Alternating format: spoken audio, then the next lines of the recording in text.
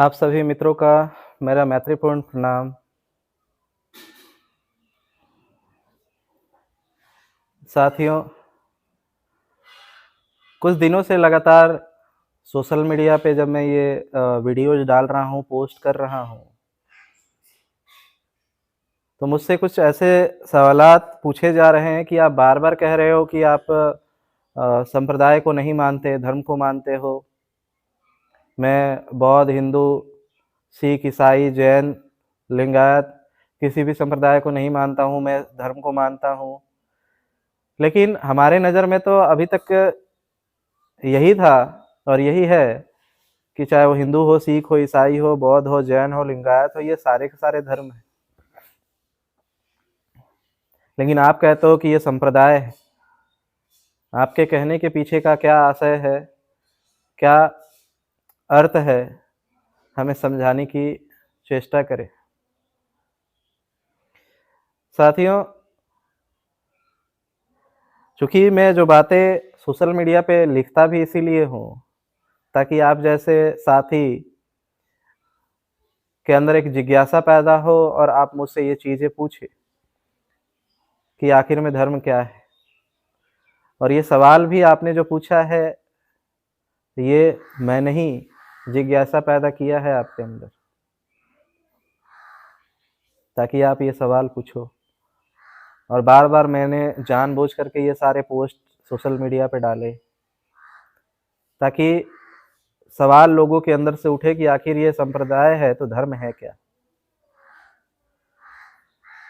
आखिर जो धर्म क्या है, अगर धर्म की परिभाषा देखने जाएँ, तो धर्म का मतलब होता है प्रकृति का नियम। जिस नियम के अनुसार ये पूरी की पूरी सृष्टि चल रही है, ये जिस नियम के अनुसार हम मनुष्य बने हैं, कोई कौवा बना है, कोई जानवर बना है, कोई गधा बना है, कोई घोड़ा बना है, कोई पक्षी बना है, कोई पौधा बना है। ये जिस शक्ति और जिस एनर्जी, जिस प्रकृति के नियम के अनुसार बना है और ये नियम जिस प्रकार से काम करती है, और हमारे लिए जो नियम बना हुआ है एक मानव के लिए भी, उन नियमों को ही धर्म कहा जाता है। दूसरे रूप में हम अगर देखें तो धर्म वो है जो हमें जीने की कला सिखाता है कि कैसा जीना चाहिए। जीते तो सब लोग हैं, सभी लोग जी ही रहे हैं, लेकिन जी कहाँ रहे हैं? जीवित दिखना और जिंदा होना में अंतर है। धड़कन चल रही है, खून के रफ्तार चल रहे हैं। कोई व्यक्ति आपको चलता हुआ भी दिख सकता है कि चल रहा है, खेल रहा है, खा रहा है, पी रहा है, सब कुछ कर रहा है, लेकिन वो जिंदा है ये जरूरी नहीं। जीवित है लेकिन जिंदा है ऐसा जरूरी नहीं, क्योंकि वो अंदर ही अंदर दुखी है। और दुखी इसलिए है क्योंकि वो जो चाहता है वो उसके मुताबिक वो चीजें नहीं हो रही।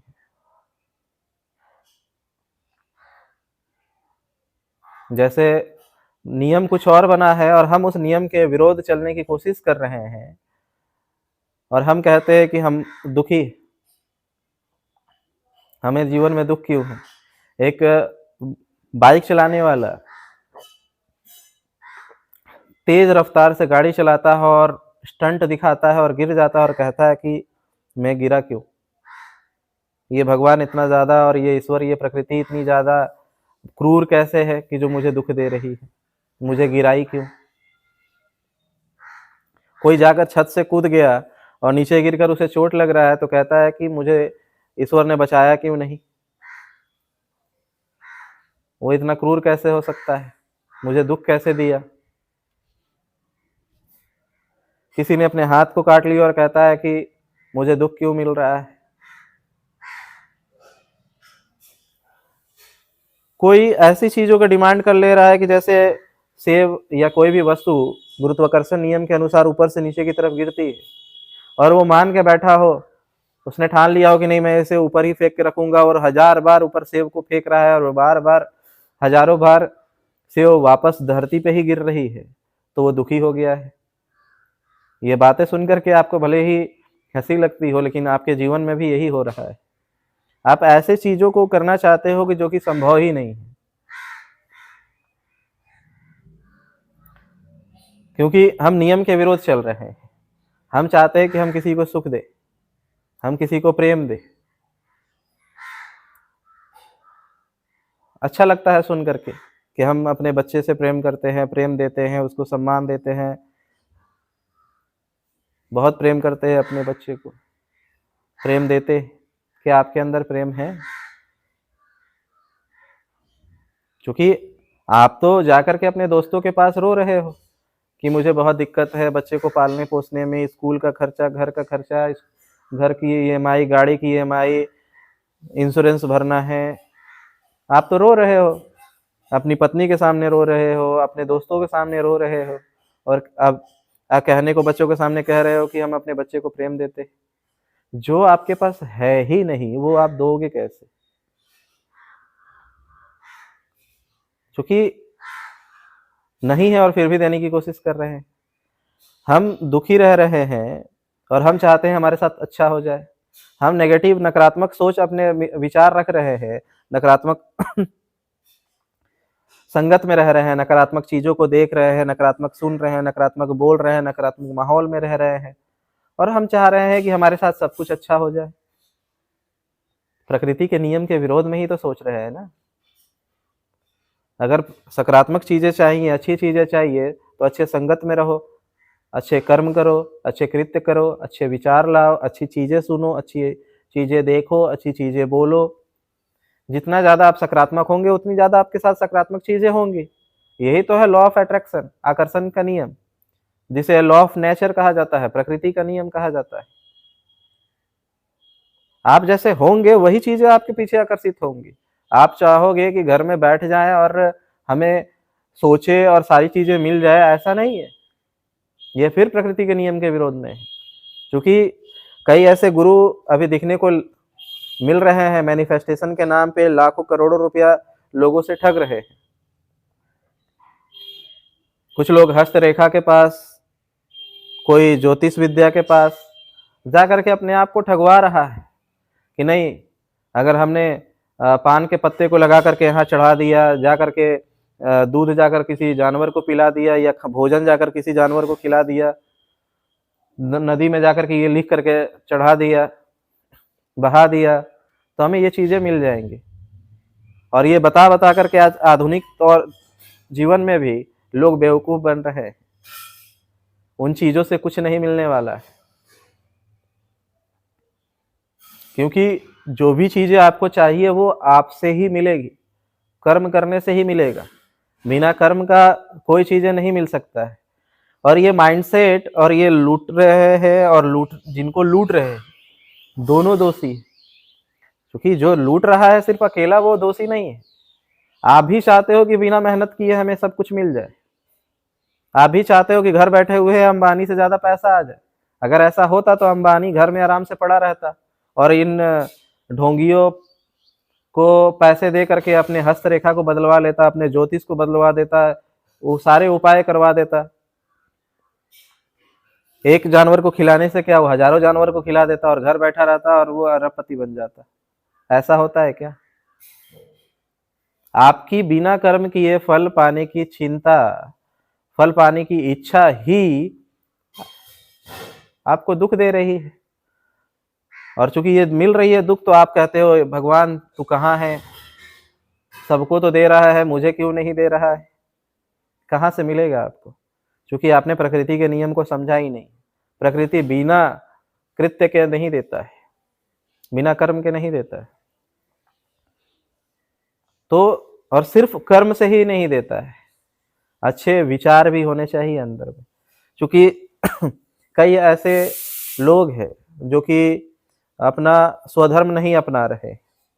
आप गीता में ही कृष्ण अर्जुन से कहते हैं कि हे अर्जुन, तू जो इस युद्ध से भाग के जाना चाहता है और सन्यासी बनना चाहता है, तो अपने कर्म से भाग रहा है, क्योंकि तेरा जो स्वधर्म है वो क्षत्रिय का है। अगर तू क्षत्रिय ना होता तो तू इतना धनुधर ना होता, और यहाँ अगर तेरे अपने ना होते तो तू ये धनुष उठाता, बाण चला देता उनके ऊपर। लेकिन चूंकि तेरे अपने हैं यहाँ पे, इसलिए तू बाण नहीं चला रहा है, इसलिए तू सन्यासी होने का ढोंग कर रहा है कि मैं सन्यासी हो जाता हूँ, लेकिन तेरा स्वधर्म क्षत्रिय का है। और तू अगर सन्यासी बन भी जाता है तो दुखी ही रहेगा, क्योंकि तुम्हारा स्वधर्म क्षत्रिय और धनुर्धर का है। उसी प्रकार कई ऐसे बच्चे हैं, युवा है, बनना डॉक्टर चाहते हैं और माँ बाप उन्हें इंजीनियर बनाने की कोशिश कर रहे हैं। वो बनना इंजीनियर चाहते हैं, माँ बाप उन्हें वकील बना रहे हैं। इस वजह से क्या हो रहा है कि वो बच्चे माँ बाप के कारण कर तो रहे, कृत्य कर रहे हैं बाहर से, लेकिन अंदर से उनको डॉक्टर बनने की इच्छा है और बाहर से इंजीनियरिंग की पढ़ाई कर रहे हैं। तो वो घंटों पढ़ते रहेंगे, फिर भी उन क्षेत्रों में वो सफल नहीं हो पाते हैं। अगर घिस पीट करके सफल हो भी गए तो मानसिक संतुलन बिगड़ करके या तो वो सुसाइड कर लेते हैं, नहीं तो जीवन भर दुखी रहते हैं, क्योंकि वो प्रकृति के नियम के विरोध में जाकर के स्ट्रगल कर रहे हैं, कर्म कर रहे हैं। अगर हम अपने स्वधर्म से चलें और स्वधर्म का पालन करें और उसके मुताबिक कर्म करें, जो हमारे अंदर का है वही बाहर लाए, और हम अच्छी चीज़ों को सुने, देखे, बोले, अपने संगत बनाए और अच्छे कर्म करें और कर्म पे ध्यान दें, तो हम जरूर उन क्षेत्रों में सफल हो सकते हैं। इसीलिए प्रकृति का जो नियम है, nature of law of nature या कहे लॉ ऑफ अट्रैक्शन, वो तभी काम करती है जब आपका अंतर का और बाहर दोनों का मेल होता है। चेतना और शरीर का जब मेल होता है, कृत्य और अकृत्य का मेल होता है, तब जाकर के हम अपने जीवन में सफल होते हैं। तो उसी प्रकृति के नियम को, जिसे जीवन जीने की कला कहें या प्रकृति का नियम कहे या आकर्षण का नियम कहे, इसे ही धर्म कहा गया है। और ये प्रकृति का नियम हर किसी के लिए अलग अलग है।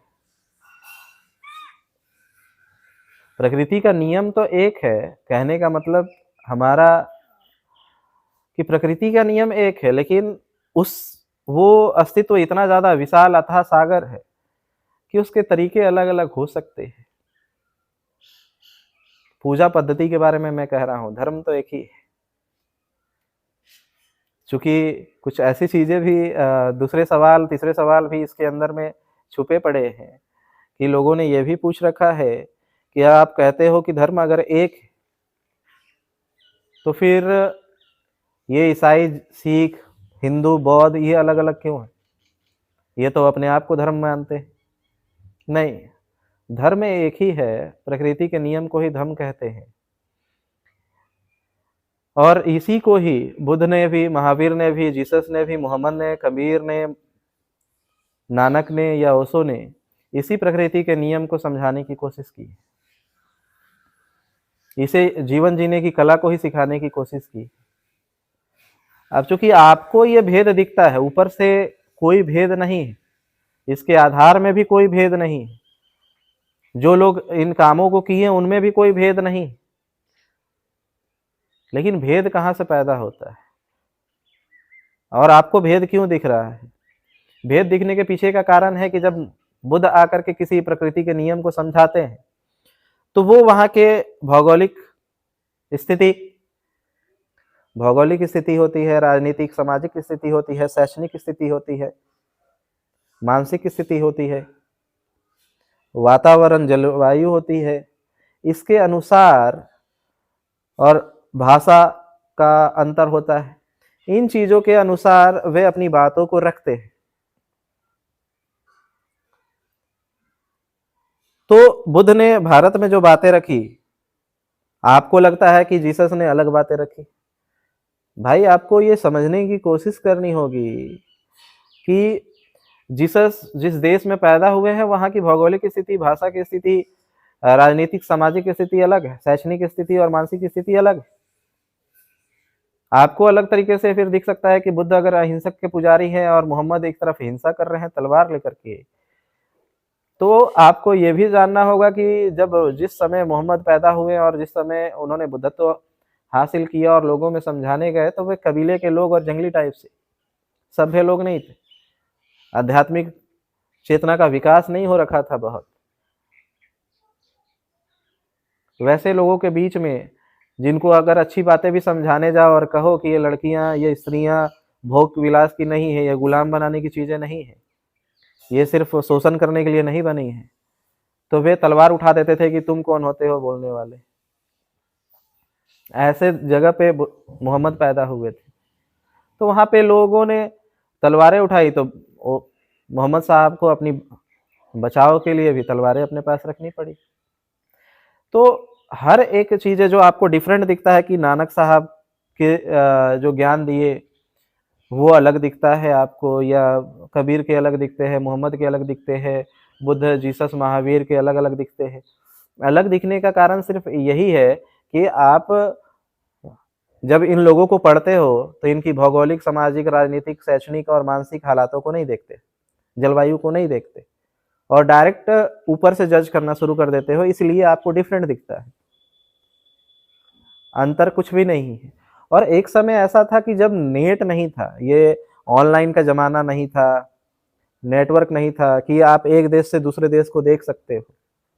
ये भ्रम भी इसीलिए पैदा हुआ है कि आप एक साथ एक जगह पे रह करके सारे धर्मों की स्थिति को देख पा रहे हैं। ये भी चीज़ें हैं। दूसरी, बाह्य विज्ञान का निर्माण होना, इसके लिए डिफरेंट दिखने को मिलता है। अब बहुत सारे ऐसे धर्म हैं चूँकि विज्ञान इतना ज़्यादा विकसित नहीं हुआ था, इस वजह से उस समय के लोग, आपको जान के हैरानी होगी कि उस समय के लोग कहते थे कि ये जो हमारे बच्चे होते हैं ये ईश्वर की देन है, अल्लाह भगवान या ईश्वर हमें ये बच्चे देता है, प्रदान करता है। वो नहीं मानते थे कि प्रजनन के वजह से ये बच्चे हुए हैं। अब ना मानने के पीछे भी कारण है, कोई बड़ा चीज़ नहीं, आश्चर्यजनक वाली बातें नहीं है, स्वाभाविक है, क्योंकि 9 महीने बहुत ज़्यादा डिफरेंस होता है। अब वो कैसे स्वीकार करे कि ये जो बच्चा है ये इसी वजह से हुआ है, इस कृत्य के वजह से हुआ है, प्रजनन करने की वजह से ही ये बच्चा हुआ है, कैसे स्वीकार करे? क्योंकि उन 9 महीने के बीच में ये ढेर सारे बार, बहुतों बार प्रजनन कर चुके होते थे। तो ये इन्हें समझ में नहीं आता था कि ये प्रजनन करने की वजह से बच्चा पैदा हुआ है या ईश्वर देते हैं। तो बहुत समय तक ये चीज़ें भी चलती रही। तो ये विज्ञान का विकास न होने के कारण हुआ। लेकिन आप तो आज शिक्षित समाज के व्यक्ति लगते हैं। आप तो आज विज्ञान युग में रह रहे हैं, आधुनिक युग में रह रहे हैं। आप तो इतनी छोटी सोच और अतार्किक और अवैज्ञानिक सोच नहीं रखनी चाहिए। इसीलिए डिफरेंट उनके अनुयायियों को लगता है कि बुद्ध अलग कह रहे हैं, महावीर अलग कह रहे हैं, जीसस अलग कह रहे हैं, गुरु नानक अलग कह रहे हैं, कबीर अलग कह रहे हैं, रविदास अलग कह रहे हैं, ओशो अलग कह रहे हैं। कोई अलग नहीं कह रहा है, मैं ये अपने अनुभव से कह रहा हूँ।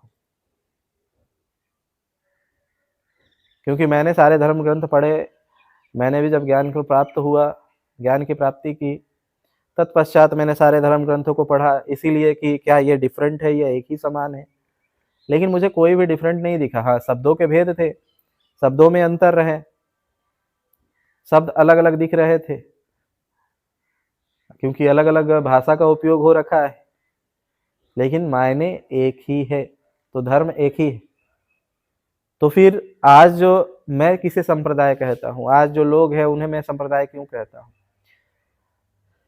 मैं इसलिए कहता हूँ कि जब जिन बुद्ध, महावीर, जीसस, मोहम्मद, गुरु नानक, कबीर, रविदास और ओशो की जिनकी बातें मैं कर रहा हूँ, ये लोग जब जीवित थे अपने समय में, तब ये शुद्ध धर्म की जो प्रकृति के नियम है इसका प्रचार किए। जब ये प्रचार कर रहे थे तब उनके केंद्र में वे खुद स्थापित थे और उनके अनुयायी उनके पीछे ही रहा करते थे। और बुद्ध कभी भी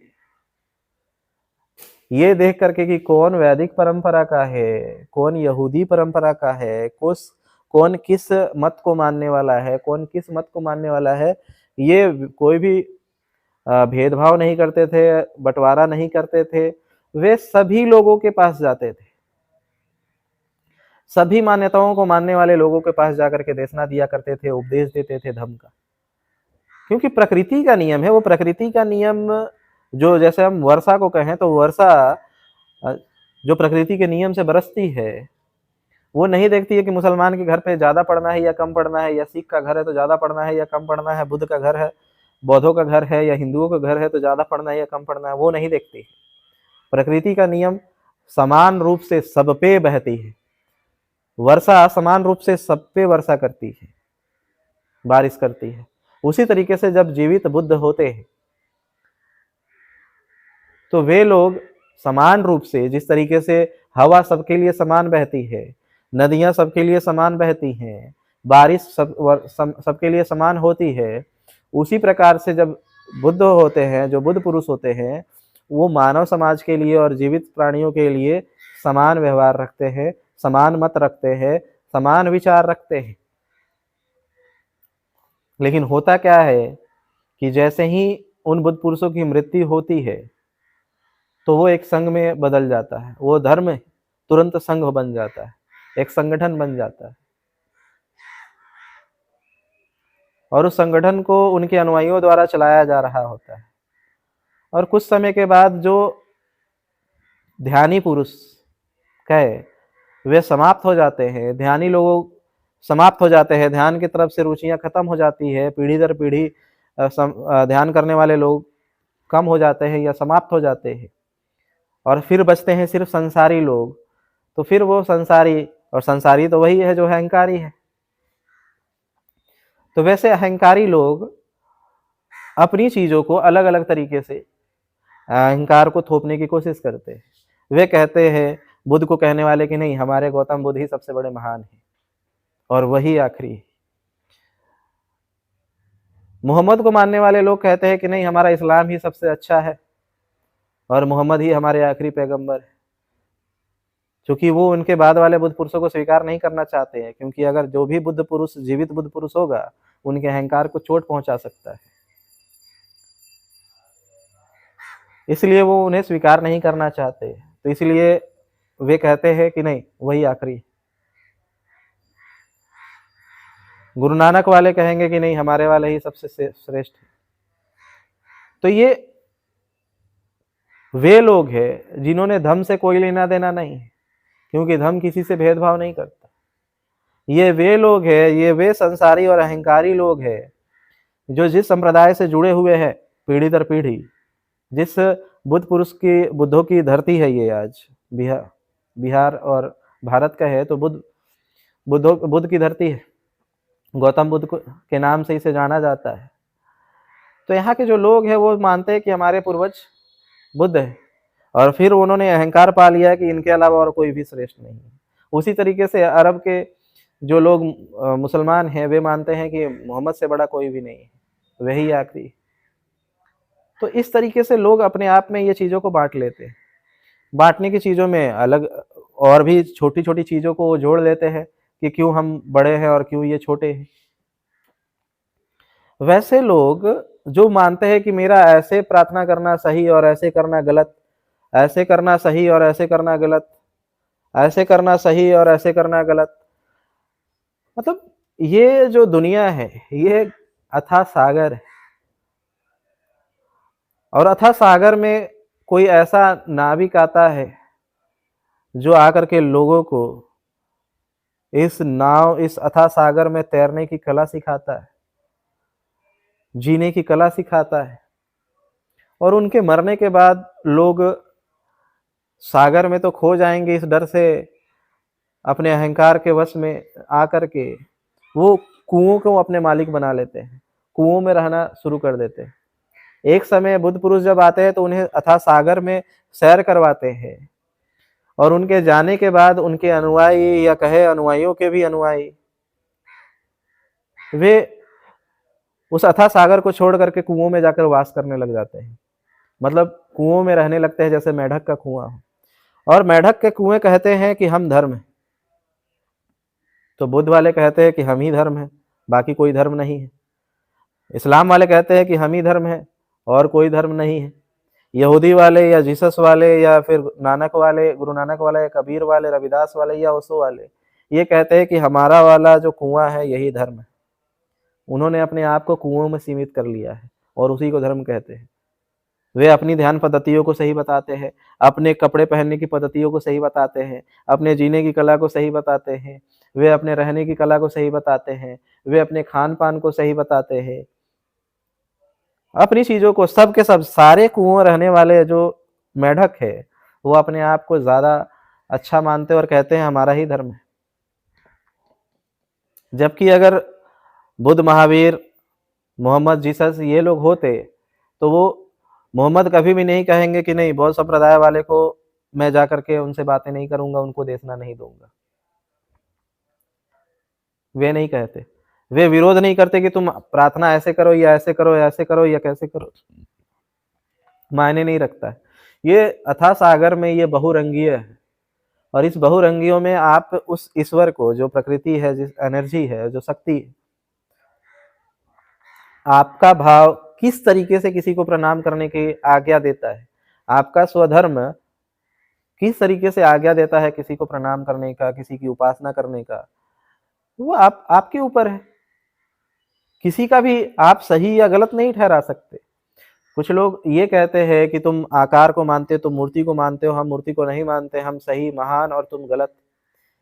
अच्छा, तुम मूर्ति को नहीं मानते हो लेकिन चरखुट पत्थर रख लेते हो, गोल पत्थर रख लेते हो,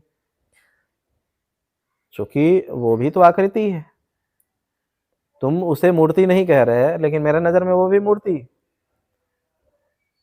मूर्ति कहने का मतलब ही है आकार। आकार में तो तुमने अपने जो जहाँ पे इबादत करने जाते हो, अपने पूजा उपासना करने जाते हो, वो भी तो आकृति है। आप किसी पत्थर को, चरखुट पत्थर को या कहें काबा को ही पूजने जाते, काबा के पास ही जाते हो, तो कोई ना कोई आकृति आपने बना रखी।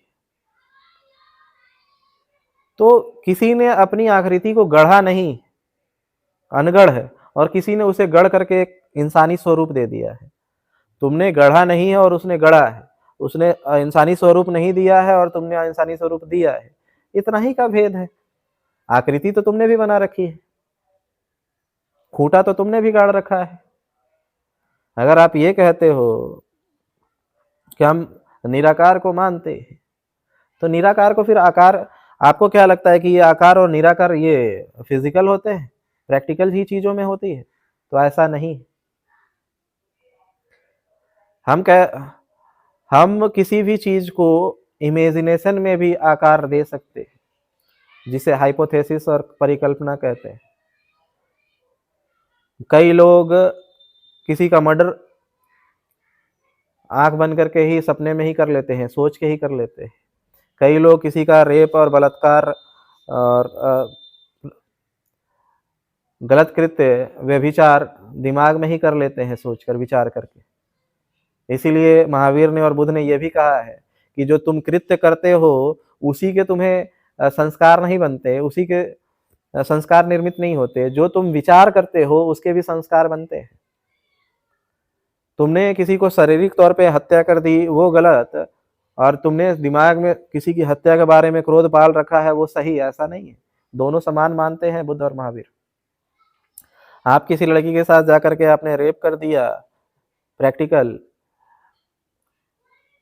फिजिकली तौर पे, वो गलत, और आप मन में ही प्रतिदिन उसके साथ वैचारिक तौर पे और मानसिक तौर पे आप उसके साथ में बलात्कार कर रहे हो अपने मन में ही, वो सही, ऐसा नहीं है। दोनों ही एक ही श्रेणी में गिनती आती है बुद्ध और महावीर के। जो देशनाओं में, उपदेशनाओं में ये बातें हैं, और मैं भी इसे स्वीकार करता हूँ।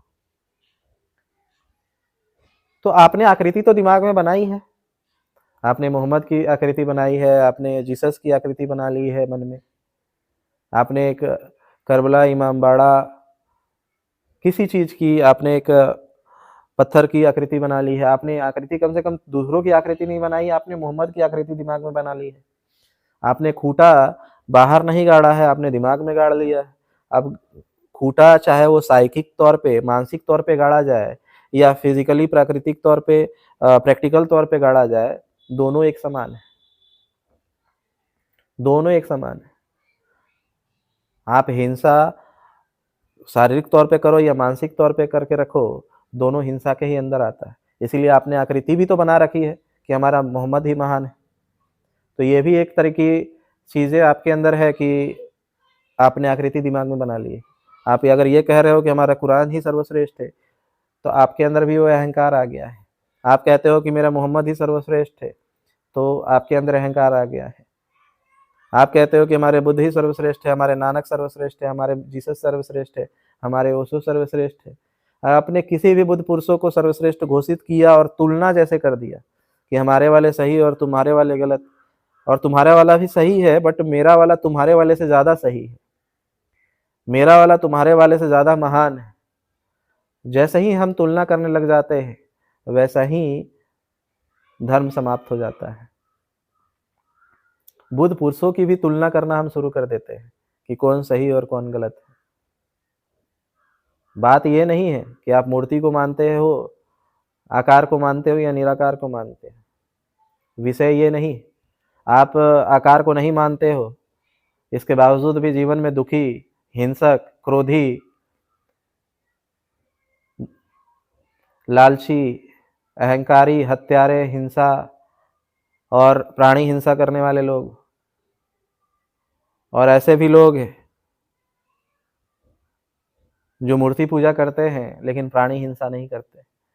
मूर्ति पूजा करते हैं और उनके जीवन में सुख शांति से है, प्रेम से है।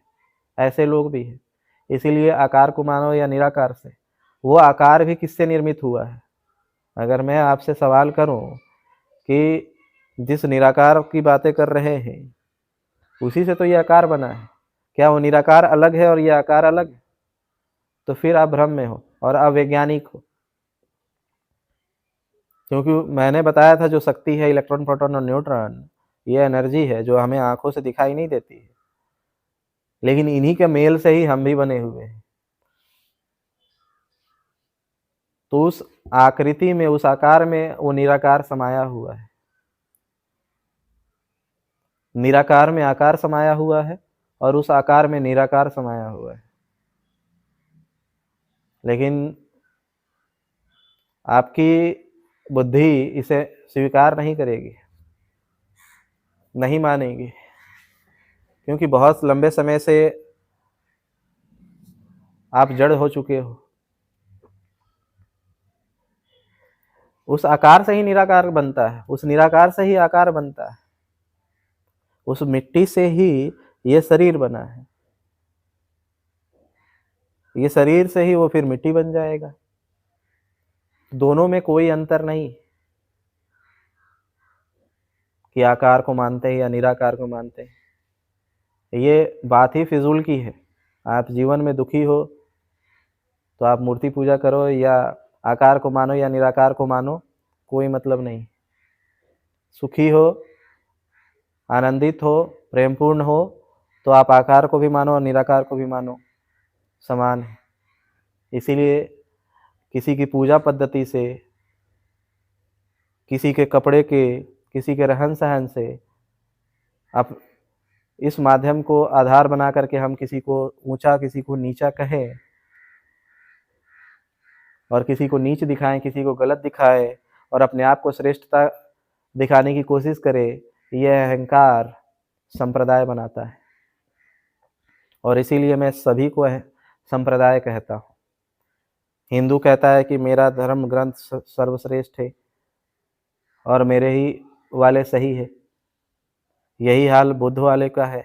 वो कहते हैं गौतम बुद्ध ही हमारे सर्वश्रेष्ठ है और वही आखिरी बुद्ध है, इनके बाद कोई नहीं हो सकता, और वही बौद्ध का धर्म, बुद्ध का धर्म ही सर्वश्रेष्ठ धर्म है, बाकी कोई तो धर्म है ही नहीं।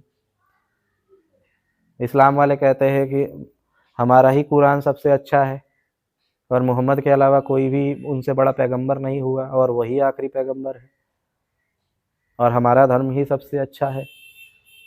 तो ऐसे सारे के सारे जो लोग हैं अपने धर्म ग्रंथों को ही सर्वश्रेष्ठ, सबसे अच्छा और दूसरों वालों का छोटा और उनसे नीचा जो दिखाने की जो मानसिकता तैयार हुई है, जो अहंकार उन्हें स्वयं को बड़ा और दूसरे को छोटा दिखाने के लिए कार्य कर रहा है, इस मानसिक स्थिति और ऐसे मानसिक स्थिति रखने वाले लोगों के समूह को मैं संप्रदाय कहता हूँ। क्योंकि धर्म कभी भी किसी से भेद नहीं करता। धर्म किसी को भी कपड़े के आधार पे, पूजा पद्धति के आधार पे, उपासना के आधार पे, आकार को मान रहा है या निराकार को मान रहा है, इसके आधार पे धर्म नहीं बना हुआ है। कभी भी कोई बुद्ध पुरुष इस आधार पे किसी से भेदभाव नहीं करते हैं। कोई भी बुद्ध पैदा होगा तो वो सारे संप्रदाय, आप जिस पूजा पद्धति और उपासना को मानते हो, वो सभी के पास जाएगा और सभी से बातें करेगा और सबको जाकर के प्रेम और करुणा और मैत्री भावना सिखाएगा। वो ये नहीं कहेगा कि तुम बौद्ध भिक्षु हो तो तुम बुद्ध के अलावा और त्रिपिटक के अलावा किसी पे बात मत करो। तुम इस्लामिक और मुस्लिम हो तो तुम सिर्फ मुस्लिमों के बीच में जाओ और कुरान के बारे में ही बात करो, बाकी चीज़ के बारे में बात मत करो। तुम अगर हिंदू हो तो सिर्फ हिंदुओं के बीच में जाओ, बौद्धों के बीच में मत जाओ और सिर्फ जाकर के गीता और महाभारत पे बातें करो। ऐसा काम कभी भी कोई भी बुद्ध पुरुष नहीं करता है। और जब भी कोई बुद्ध पुरुष आता है तो अपने मुताबिक सभी संप्रदाय को एक जगह खड़े करने के लिए और सभी संप्रदाय के पास एक सिर्फ मानवता के भाव रख करके उनके पास मैत्री, प्रेम और करुणा बांटने के लिए जाता है, ना कि अपने संप्रदाय कि उस किस संप्रदाय में पैदा ले लिया है इस वजह से उस संप्रदाय का ही प्रचार करे। और यही भ्रम मेरे साथ भी लोगों को हो चुका है मेरे लेकर के कि ये व्यक्ति भिक्षु का ड्रेस पहना हुआ है और बात करता है रामायण पे, कुरान पे, बाइबल पे, जीसस पे, मोहम्मद पे, कृष्ण पे। तो क्या हुआ? मैं भिक्षु हूँ, मैं बौद्ध भिक्षु नहीं। और मुझे कौन सा कपड़ा पसंद है ये मेरी अपनी पर्सनल व्यक्तिगत चॉइस है। मुझे ये वस्त्र अच्छा लगा, मैंने ये वस्त्र पहन लिया है। लेकिन ये नहीं है कि मैं सिर्फ बुद्धों के बीच में जाऊंगा, बौद्धों के बीच में जाऊंगा, बौद्ध संप्रदाय के बीच में जाऊंगा, ऐसा नहीं है। और सिर्फ मैं त्रिपिटक की बड़ाई करूंगा और त्रिपिटक पे ही बोलूंगा, ऐसा नहीं। मैं सभी संप्रदायों के ऊपर बोलूंगा, मैं सभी बुद्ध पुरुषों के ऊपर बोलूंगा, मैं सभी संप्रदाय के लोगों के पास जाऊंगा और मैं सभी संप्रदाय की किताबों को पढ़ूंगा। क्योंकि भिक्षु और सन्यासी का कोई धर्म नहीं होता, मतलब कोई संप्रदाय नहीं होता। और जिसे आप धर्म मानते हो, हिंदू, मुस्लिम, सिख, ईसाई, उसका अपना कोई नहीं होता। ना उसका कोई जाति होता है, ना वर्ण होता है। वो जाति और वर्ण से ऊपर, संप्रदाय से ऊपर होता है। तो मुझे कोई भी अपने कुएं में सीमित करने की कोशिश ना करे। ना मैं निराकार को विरोध करने वाला हूँ, ना मैं आकार का विरोध करने वाला हूँ। मेरे नज़र में आकार वाले भी सही और निराकार वाले भी सही, और मेरे नज़र में आकार वाले भी गलत और निराकार वाले भी गलत होंगे। तो इसीलिए मुझे अपने कुओं में बांधने की कोशिश ना करें। अपने संप्रदाय की मानसिकता जो अहंकार को बढ़ाती हो, उस कुएं में मुझे बांधने और उस घेरे में मुझे बांधने की कोशिश ना करें। मैं कोई भेड़ और बकरी नहीं हूँ कि तुम्हारे बाड़े में अट जाऊंगा। मैं कोई भेड़ और बकरी नहीं हूँ कि तुम मुझे अपने बाड़ों में बांध लोगे, अपने कुएं में। कोई मेढक का कुआं नहीं हो जो मुझे अपने कुएं में रख सकते हो। कोई भी मुझे अपने कुएं में नहीं रख सकता, कोई भी अपने बाड़े में मुझे नहीं रख सकता। मैं स्वतंत्र हूँ और स्वतंत्र विचारक हूँ। और यही है धर्म और संप्रदाय में अंतर। मैं किसे धर्म मानता हूँ और किसे संप्रदाय मानता हूँ। आप भी इन चीज़ों पे विचार करें जो मैंने बातें रखी। अगर आपको इन बातों को अच्छा लगे तो अपने जीवन में भी आचरण करें और सांप्रदायिक व्यक्ति ना बने, एक धार्मिक व्यक्ति बने। और अगर ऐसा आप करते हैं तो हो सकता है कि आपका जीवन और संपूर्ण समाज का जीवन भी मानव समाज के कल्याण हेतु बहुत लाभकारी होगा। ऐसी आशा और अपेक्षा करता हूँ और विश्वास करता हूँ कि आप इस पे चिंतन मंथन करेंगे। आपने मेरी बातों को ध्यानपूर्वक सुना, इसके लिए मैं आपका बहुत बहुत अनुग्रहित हूँ। धन्यवाद।